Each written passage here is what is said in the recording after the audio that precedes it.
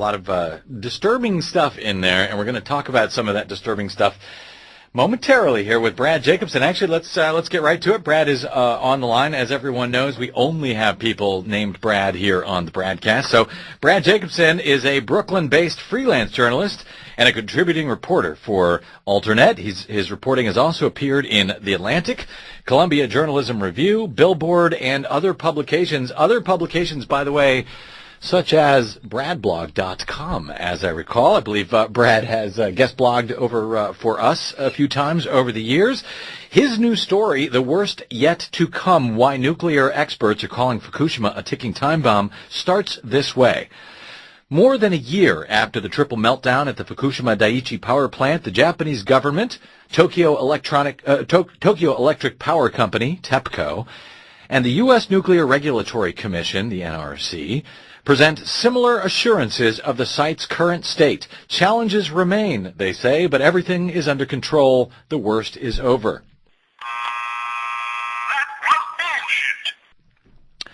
But nuclear waste experts say the Japanese are literally playing with fire in the way nuclear spent fuel continues to be stored on site, especially in Reactor 4, which contains the most irradiated fuel, 10 times the deadly cesium-137 released during the 1986 Chernobyl nuclear accident.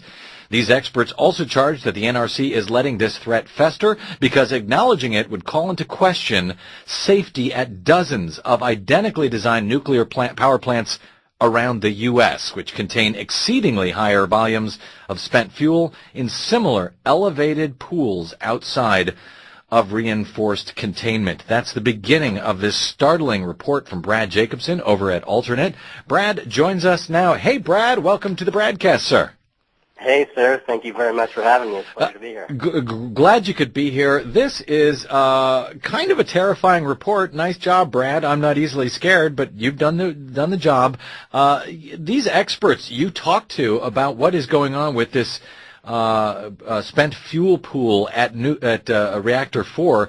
These aren't sort of fringe anti-nuke activists, who are expressing concern here, right? These are some pretty serious nuclear engineers and experts, are they not? Absolutely. I mean, the premier person, one of the go-to people in the article is Robert Alvarez, who was the senior advisor to the Secretary of Energy for some years in the Clinton administration. And this is one particular area of his specialty. He specializes in. So he worked on this while he was in the Clinton administration and has been following this afterwards. And he's been concerned about this for many years. And right now, the situation over at Fukushima is something that, relatively speaking, could happen at 31 reactors here in the U.S., which have the same Mark I or Mark II designs that are used at Fukushima Daiichi. And Senator Ron Wyden was similarly alarmed about what he saw when he recently toured the Fukushima Daiichi power plant. He's a senior member of the U.S. Senate Committee on Energy and Natural Resources. He believes the situation there is, quote, worse than reported, with, quote, spent fuel rods currently being stored in unsound structures immediately adjacent to the ocean. He's talking about those spent fuel pools in reactor number 4. Brad Jacobson, explain to us the precarious position that this pool of fuel rods is now in at Fukushima. This is remarkable. Sure. Well, the other thing he observed, first of all, was that it's the only protection that he observed in a press release that said from a future tsunami is a makeshift seawall erected out of bags of rock. That's the quote from his press release. Yep.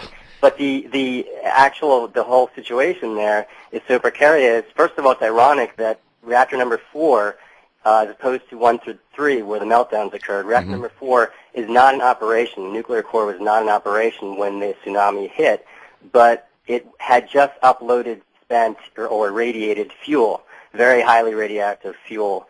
And in these designs, in all of them, the fuel is located in these spent fuel pools, which are elevated about 100 feet off the ground, and they're outside, in this fantastic design, they're located outside of the main reinforced containment that contains the core.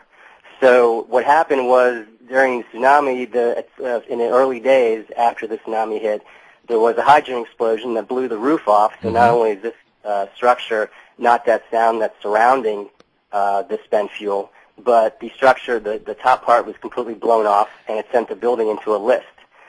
So it is completely exposed to the elements.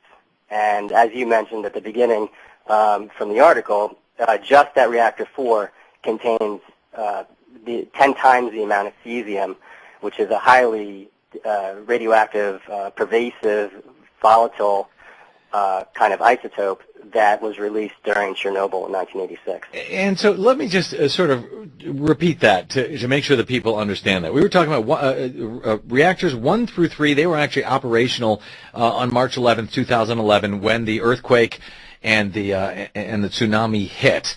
And they got most of the attention because they were up and running and trying to power them down when they had no power, no water. That's where a lot of the attention went. But there was also reactors 4, 5, and 6. 5 and 6 had been shut down for a while for maintenance, as had 4, but 4 had recently been shut down and had some pretty fresh nuclear uranium tubes in this pool of water. The pool of water, Brad Jacobson, you say it's not in the protected unit that the rods would otherwise be in if they were in the reactor. They're sort of sitting outside the hardened unit, sort of up there 100 feet up in the air in a tub. Literally, we're talking about a bathtub full of water with these nuclear rods in them, correct? Basically correct, yeah. It's roughly, it's a big bathtub. It's right. Supposed to be roughly 40 feet deep. But it has no lid on it. It has no concrete or steel casing. It's sort of an open tub of water with the rods stored in it, 100 feet up, in a building that now has no roof at all.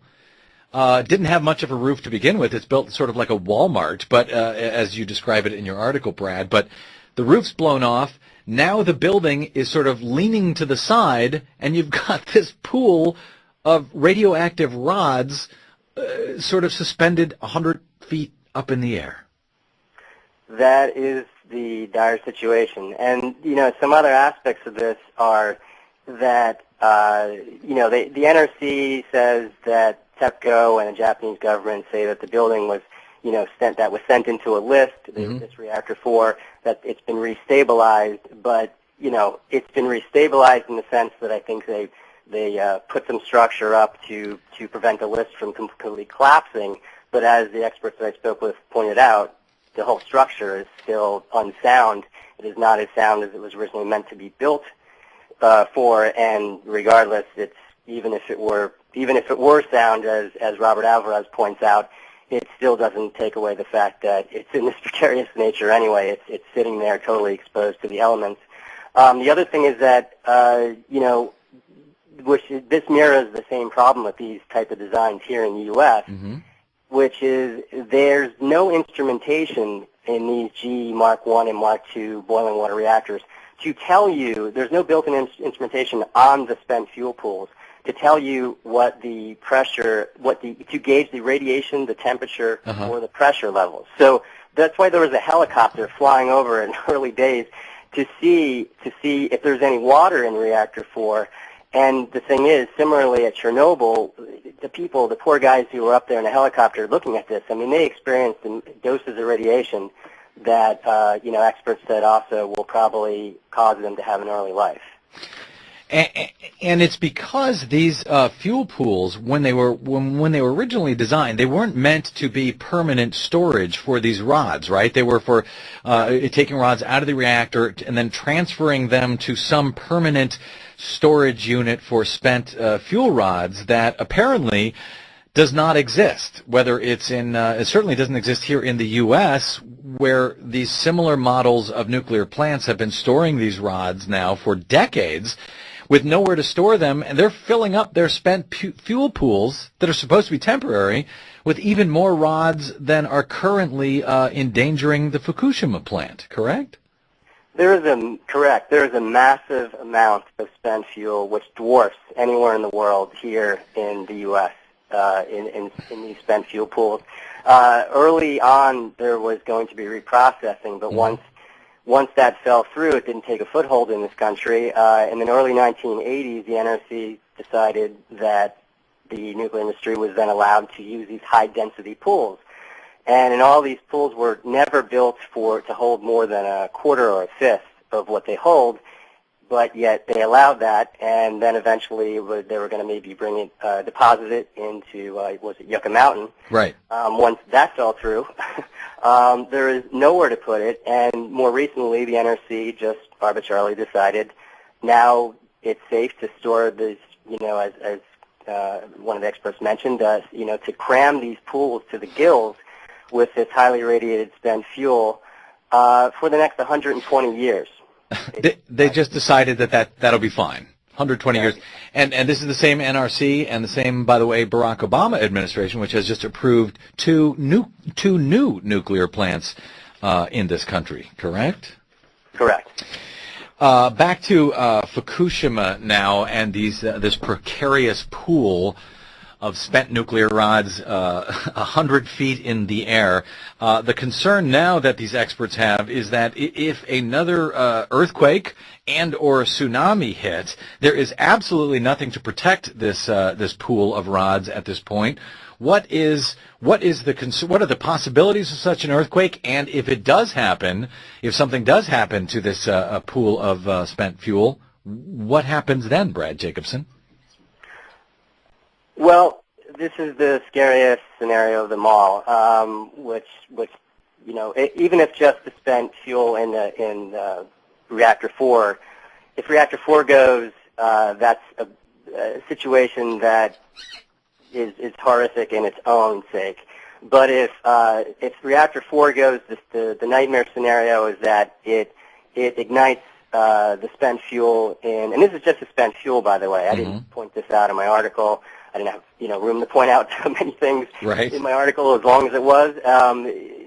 This is just, we're talking about the spent fuel, not the radioactivity in the core, but just the spent fuel on the site at Fukushima.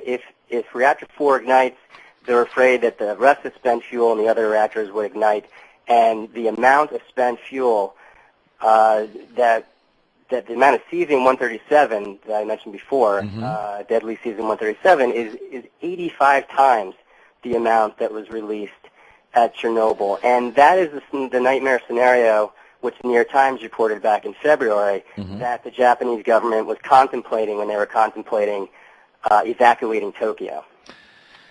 And that could happen in the event of another earthquake, and experts are looking at earthquakes which have since been occurring around the Fukushima Daiichi plant, and they expect they may be hit again soon with another large quake out there. This is a remarkable story. Brad Jacobson, I'd like to talk to you more about this in the future. I hope we can do that. In the meantime, check out Brad Jacobson's report at alternet.org, The Worst Yet to Come, Why Nuclear Experts Are Calling Fukushima a Ticking Time Bomb. Thanks for scaring the hell out of me, Brad.